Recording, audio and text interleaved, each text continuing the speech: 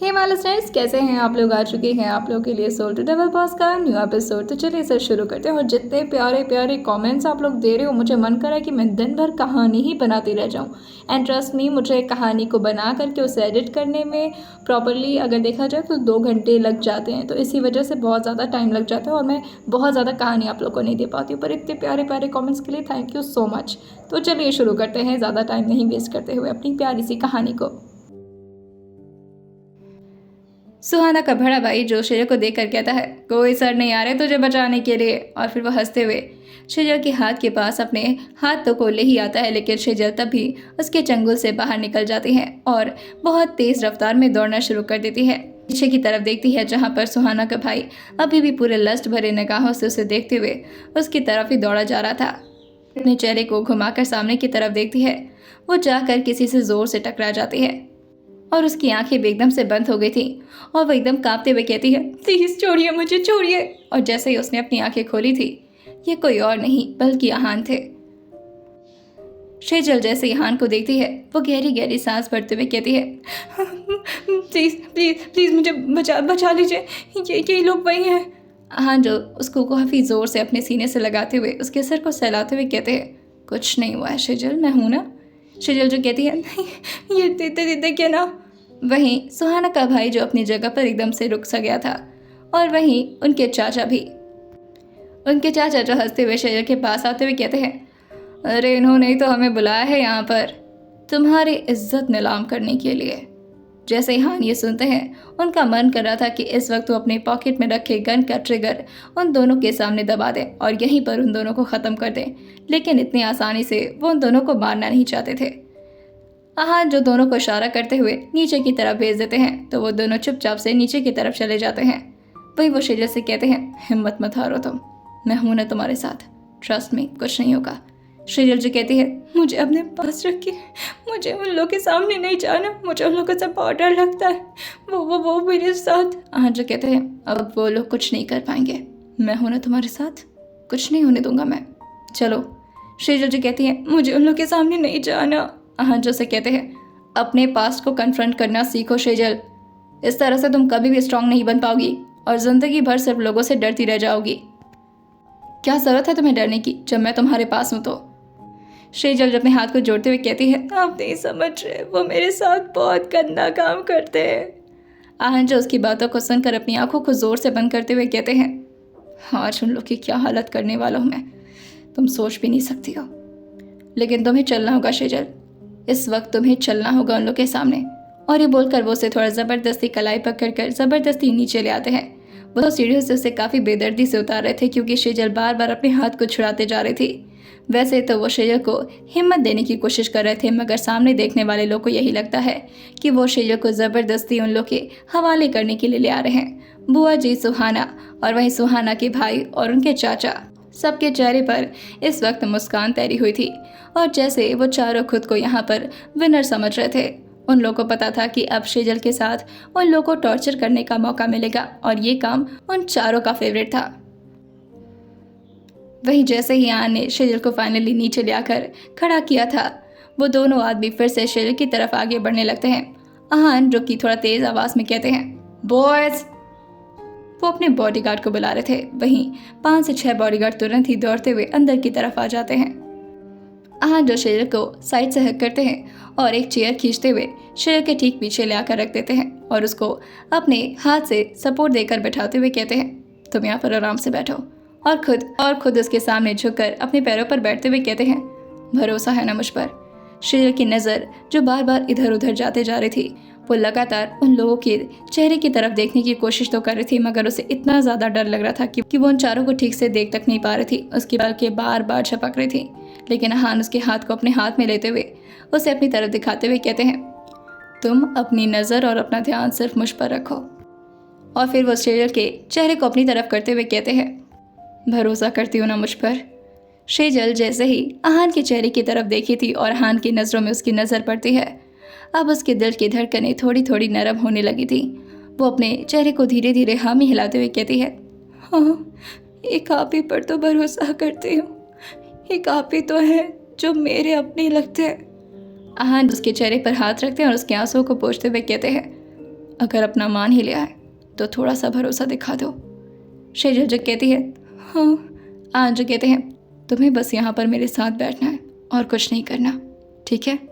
शेजल अपने सिर को हाँ मिलाते हुए कहती है पर वो लोग मुझे हाथ तो नहीं लगाएंगे ना। जैसे ही उसने इतना बोला था वहीं चारों के चारों पीछे खड़े लोग थोड़ा हंसने लगते हैं। आहान जो पीछे मुड़कर उन चारों को एक ही बार घूरते हैं तो सबके मुंह एकदम से सिल जाते हैं। आहान जो फिर से शेजल की तरफ अपना चेहरा करके देखते हुए कहते हैं तुम्हें लगता है कि उनकी हिम्मत है कि मेरे होते हुए वो तुम्हें हाथ लगा सकें? हाथ के साथ उन्हें भी नहीं काट दूंगा मैं। और ये बोलकर शेजल के बगल में वो चेयर को रखते हैं और उसके हाथ को पकड़कर बैठ जाते हैं। वहीं आहान जो अपने बॉडीगार्ड्स को इशारा करते हुए कहते हैं लेकर आइए वो ड्रम। उनके बॉडीगार्ड्स तुरंत ही आहान की बात मानते हुए 4 ड्रम्स लेकर आते हैं। वहीं आहान जो फिर से इशारा करते हैं तो 2 बॉडीगार्ड मिल करके काफ़ी खौलता हुआ पानी उस चारों ड्रम में डाल देते हैं। शेजल और उन चारों लोग को समझ नहीं आ रहा था कि यहाँ पर मामला क्या चल रहा है। उन चारों को तो यही भरोसा था कि आहान भी उन चारों की तरह ही शेजल को परेशान करते हैं और टॉर्चर करते हैं। हम भी वो ज़रूर शेजल के लिए ही मंगवाए होंगे। वहीं आहान जो उन चारों को देखते हुए काफ़ी प्यार से कहते हैं तो आप ही हैं वो चारों लोग जिसने। और फिर वो शेजल की तरफ देखते हुए कहते हैं इस मासूम लड़की को बहुत तड़पाया है। बुआ जी जो कहती हैं हाँ, और आज भी हम वही करने आए हैं जैसा कि आपने हमें करने के लिए कहा था। हमारे पास तो बहुत अच्छे अच्छे आइडियाज़ भी हैं। आज जो वंदना जी को देखकर कहते हैं आराम से, इतना भी क्या घबराना। वैसे भी अभी तो 2 घंटे आप लोग के साथ बिताने हमें, और अभी आप अपने आइडियाज़ के बारे में बात ना ही करें तो बेहतर होगा। अभी तो आप मेरा तरीका देखें कि टॉर्चर करना किसे कहते हैं।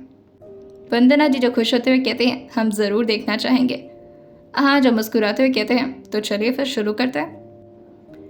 वो उन चारों की तरफ देखते हुए कहते हैं आप लोगों ने अपने इन्हीं प्यारे प्यारे हाथों से इस लड़की को बहुत तंग किया है, तो चलिए सबसे पहले टॉर्चर आप लोग के हाथों से शुरू होगा। और फिर वो उन चारों को ऑर्डर देते हुए कहते हैं सबके सब अपने हाथ को इस ड्रम के अंदर डालो। वो ड्रम उन चारों के लगभग कमर तक आ रहा था। जैसे ही वो चारों ये सुनते हैं वो एकदम से हैरान होकर आहान को ही देखने लगते हैं। वही शेजल भी उन सारे ड्रम को देखती है जिसमें से पूरी तरह भाप निकल रहा था।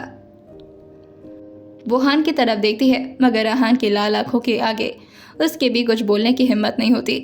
वंदना जी जो पूछती हैं आप क्या बोल रहे हैं, हम अपना हाथ डालें? आप ये तो नहीं कहना चाहते कि हमें शेजल का हाथ इसमें? उन्होंने जैसे इतना बोला था आहान जो कि अपने पीछे रख के डाइनिंग टेबल पर उस गन को अपने हाथ में लेकर के उसे अपने दूसरे हाथ से लोड करते हैं और वंदना जी के सामने उसे पॉइंट करते हुए कहते हैं खबरदार जैसे घटिया ज़बान से मेरी बीवी का नाम भी लिया तो अपने अपने हाथ डालो। 3 तक काउंट करता हूँ मैं, और अगर तुमने अपने हाथ नहीं डाले मेरे बॉडीगार्ड्स तुम लोग को उठाकर पूरा का पूरा उस ड्रम के अंदर घुसा देंगे, और उसके बाद तुम लोग के साथ क्या होगा ये तुम लोग सोच भी नहीं सकते। जैसे ही वंदना जी, सुहाना और वो दोनों आदमी ये सुनते हैं चारों के चारों के पसीने छूट जाते हैं। आहान जो काउंट करते हुए कहते हैं तो काउंट डाउन शुरू करता हूँ मैं। 3, 2 एंड 1। जैसे उन्होंने इतना बोला था किसी की भी हिम्मत नहीं हो रही थी कि वो सब के सब अपने हाथ को उस जलते खौलते पानी के अंदर डाले। लेकिन जैसे ही आहान अपने बॉयज़ को इशारा करते हैं उनका एक बॉडीगार्ड आता है और उस लड़के को अपने हाथ में उठा लेता है जो कि सुहाना का बड़ा भाई था, और उसे पूरा ड्रम के अंदर घुसा देता है और ऊपर से उस ड्रम में कैप भी लगा देता है। उसकी चीखें जो कि पूरे मेंशन में गूंजने लगी थीं। आहान जैसे ही फिर उन तीनों को देखते हैं वो तीनों के तीनों चुपचाप से अपने हाथ को उसी ड्रम के अंदर डाल देते हैं, जिससे उन तीनों की चीखें भी अब मेंशन में गूंजने लगी थीं। आहान जो अपने बॉडीगार्ड को इशारा करते हैं और उस लड़के को बाहर निकालने के लिए कहते हैं। एक बॉडीगार्ड फिर से अपने हाथ को अंदर डालता है और उसे पकड़ करके बाहर ले आ देता है। वही वो जैसे ही बाहर निकला था उसके पूरे बदन पर छाले पड़ चुके थे, जिसे देखकर शेजल घबराने लगती है और वो तुरंत ही अपने चेहरे को आहान की तरफ कर लेती है, जो अपने सीने से शेजल के चेहरे पर लगा करके उसके कान पर अपने हाथ को रखते हुए अपने बॉडीगार्ड से कहते हैं सबके मुंह पर पट्टी बांधो। इन लोगों की चीखें सुनकर मेरी बीवी को डर लग रहा है। उनके बॉडीगार्ड तुरंत ही उनके ऑर्डर को फॉलो करते हुए सारे लोग के मुंह पर कपड़ा बांध देते हैं, और इतने बेदर्दी से कि उन लोग की आवाज़ बाहर ही ना निकल पाए। सुहाना के हाथ में तो अलग लेवल का पेन हो रहा था। उसके तो सारे नाखून भी निकले हुए थे और अभी भी उसके हाथ में बैंडेज लगा हुआ था। मगर आहान को तो किसी के भी ना आंसुओं से फर्क पड़ रहा था और ना ही किसी की तकलीफ से। आहान को तो इस लेवल का दर्द सबको देना था जिस लेवल का दर्द श्रीजल को उन लोगों से मिला था। वहीं श्रीजल जो अपने दोनों हाथों से आहान का कॉलर पकड़ते हुए कांपते हुए आहान की तरफ देखते हुए कहती है, प्लीज इन लोगों को जाने दीजिए, ऐसा मत करिए, बहुत दर्द हो रहा होगा उन लोगों को। और फिर वो सामने की तरफ देखते हुए अपनी बुआ सुहाना दी और वहीं सुहाना के चाचा को देखते हुए कहती है, इन लोगों के हाथ पे कितना दर्द हो रहा होगा, ये पानी कितना खौल रहा है, इसमें से भाप भी निकल रहा है, बहुत जल रहा होगा इन लोगों को। और फिर वहीं वो सुहाना के बड़े भाई को देखते हुए कहती है, उसके तो पूरे शरीर पर छाले भी पड़ गए, प्लीज जाने दीजिए इन लोगों को, मुझसे ये सब नहीं देखा जा रहा। आहान जो उसके चेहरे के आंसू को पोंछते हुए कहते हैं, बी स्ट्रॉन्ग माई गर्ल, जिसने तुम्हें दर्द पहुंचाया है उससे बदला लेने की हिम्मत रखो। श्रीजल जब अपने चेहरे को नाम मिलाते हुए कहती है, मुझे नहीं लेना कोई बदला, मुझे नहीं लेना, मुझे ये सब नहीं अच्छा लग रहा, प्लीज। और ये बोलकर उनके सामने हाथ जोड़ करके गिड़गिड़ाने लगती है। वहीं सुहाना, वंदना जी और सुहाना के चाचा ये सुन करके दंग रह गए थे, लेकिन सुहाना के बड़े भाई की तो ना तो कान में कुछ घुस रहा था और ना ही उसके दिमाग में, वो तो पूरी तरह से दर्द से बेहोश हो चुका था। आहान जो सारे बॉडीगार्ड्स को इशारा करते हैं तो वो सब के सब सारे लोग के हाथ को बाहर निकाल देते हैं। वहीं आहान जो कि उन तीनों को देख कर कहते हैं, मेरी बीवी ने तुम लोग को अभी के लिए छोड़ दिया है, तो अभी तुम लोग को मैं रिहा करता हूँ।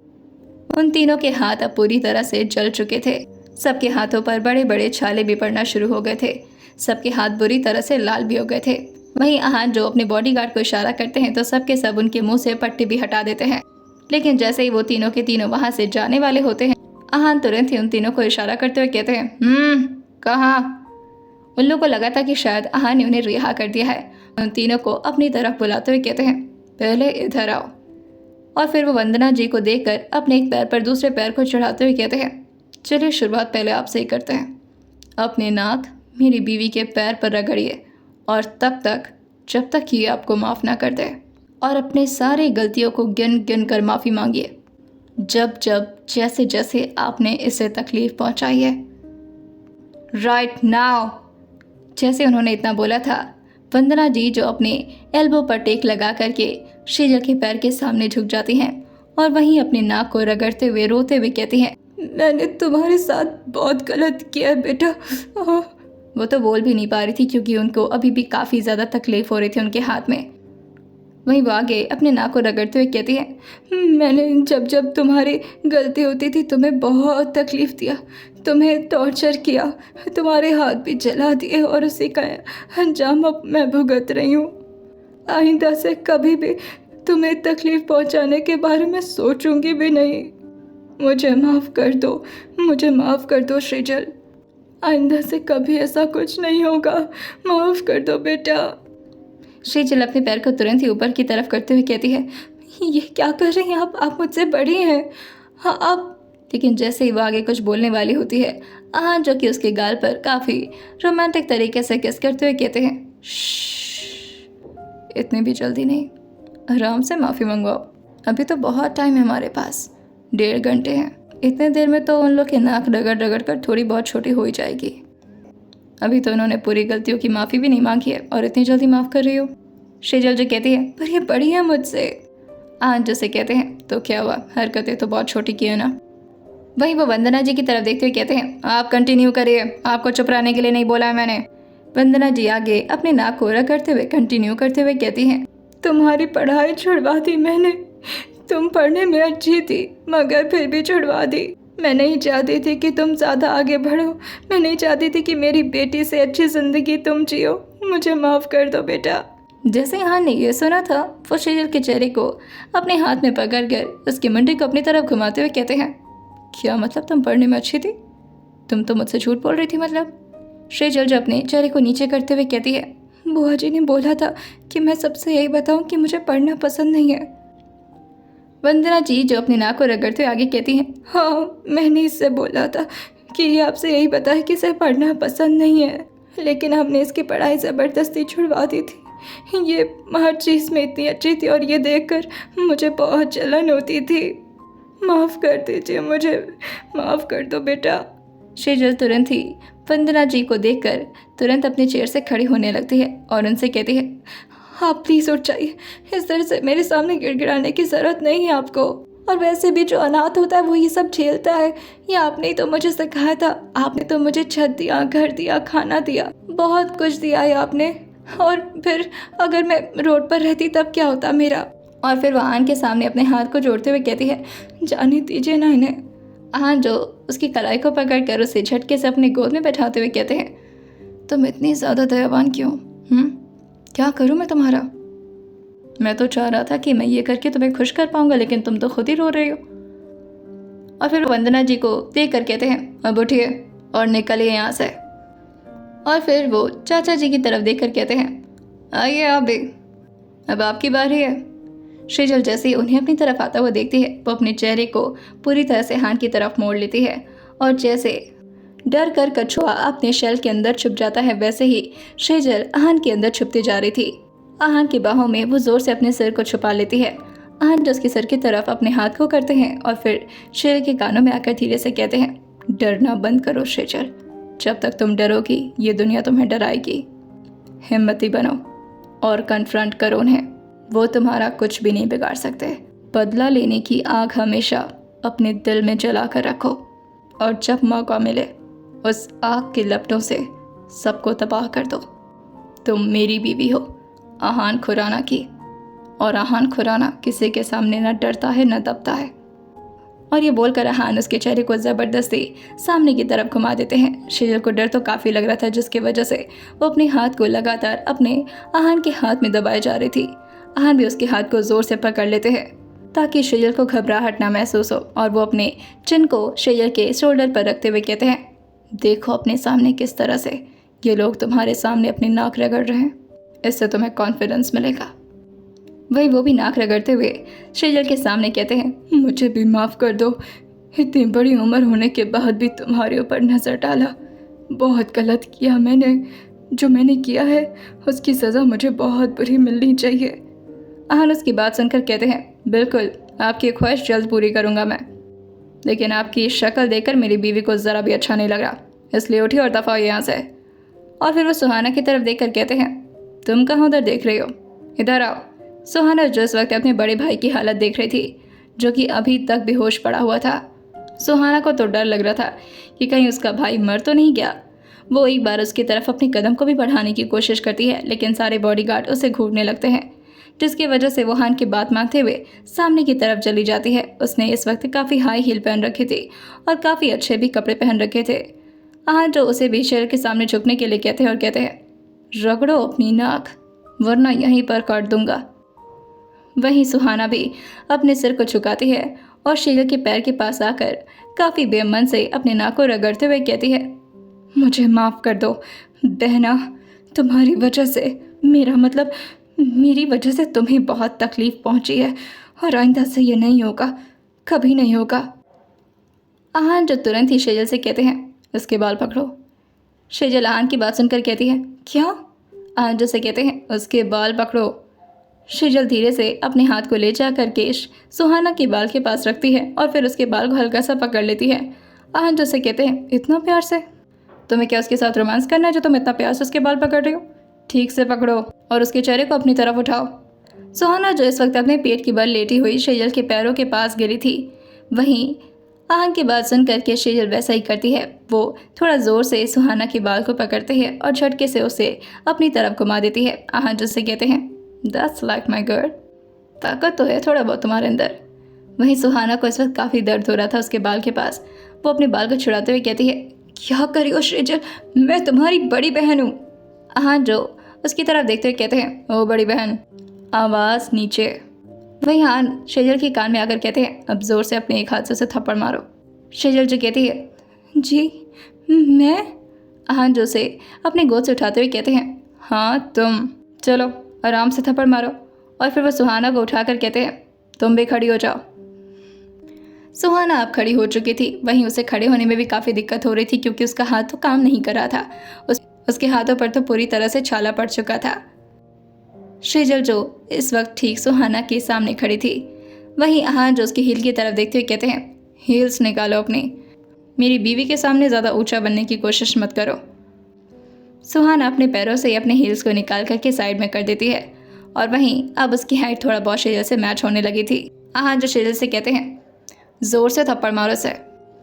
शेजल एक बार आहान की तरफ देखती है और फिर सुहाना की तरफ और फिर अपने हाथ को धीरे धीरे उठाते हुए कहती है, पर ये मुझसे बड़ी है ना। आहान जिसके पास आते कहते हैं, तुम इसे मारें या फिर मैं मारूं? मैं मारूंगा तो कहीं मर ना जाए। शेजल जो थोड़ा ज़ोर से अपने हाथ को उठाती है और वहीं सुहाना के गाल पर मार देती है।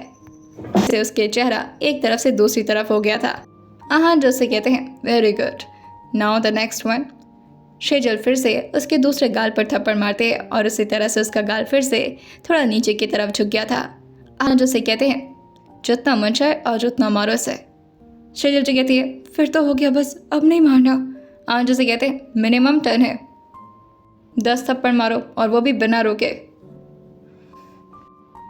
शेजल जो आहान की तरफ देखते हुए कहती है, ये क्या करवा रहे हैं आप मुझसे? आहान जो कहते हैं, रिवेंज, इसे कहते हैं रिवेंज लेना, चलो शुरू करो। शेजल जो सुहाना की तरफ देखती है और अपनी आंखों को छोटा करते हुए प्यार से कहती है, आई एम सो सॉरी। हाँ, और ये बोलकर वो फिर से उसे थप्पड़ मारना शुरू करती है। वो जब भी धीरे थप्पड़ मारती आहान उसे काउंट ही नहीं कर रहे थे, जिसकी वजह से शेजल परेशान होकर ज़ोर ज़ोर से उसे पूरे 10 थप्पड़ मार चुकी थी और उसके गाल अब टमाटर की तरह पूरी लाल हो चुके थे। वहीं सुहाना की आंखों से आंसू जो कि उसके गाल से होकर नीचे गिरते जा रहे थे। अब वो भी चेयर से खड़े होते हैं और शेजल को साइड से हक करते हुए उसके गाल पर जोर से किस करते हुए कहते हैं, आई लव यू। इसे कहते हैं आहान खुराना की वाइफ, मिसेस शेजल खुराना। शेजल जो आहान की तरफ देखकर कहती है, दर्द हो रहा होगा इन्हें ना। आहान जो से देखकर कहते हैं, तुम्हें इस बारे में सोचने की ज़रूरत नहीं है, तुम सिर्फ ये सोचो कि तुम्हें मुझे खुश कैसे करना है। और आज आपका हस्बैंड बहुत खुश हुआ मैडम। और ये बोलकर वो शेजल को उसकी कमर से उठाते हैं और कहते हैं, अब हम ऊपर चलते हैं, इन लोग को मरने दो यहाँ पर। शेजल जो कहती है, हाँ इन लोग का क्या होगा, इन लोग को घर जाने दीजिए। आहान जो कहते हैं, तुम पहले रूम में चलो। और ये बोलकर वो उसे अपनी गोद में उठाकर उसे रूम में ले जाकर कहते हैं, यहाँ की डेकोरेशन अभी भी काफ़ी अच्छी लग रही हैं, हम यहाँ पर फिर से एंजॉय करेंगे, फिलहाल तुम यहीं पर रहो, मैं तब तक आता हूँ। और ये बोलकर वो दरवाज़ा बाहर से बंद करते हैं और फिर सीढ़ियों से नीचे उतर कर आ जाते हैं। क्या सच में आहान ने उन लोगों को रिहा दे दिया था या फिर ये सब कुछ वो सिर्फ शेजल को दिखाने के लिए कर रहे थे? आइए जानते हैं इसी अगले एपिसोड में और सुनते रहिए सोल टू डबल बॉस सिर्फ और सिर्फ स्टोरी विद सौम्या के साथ।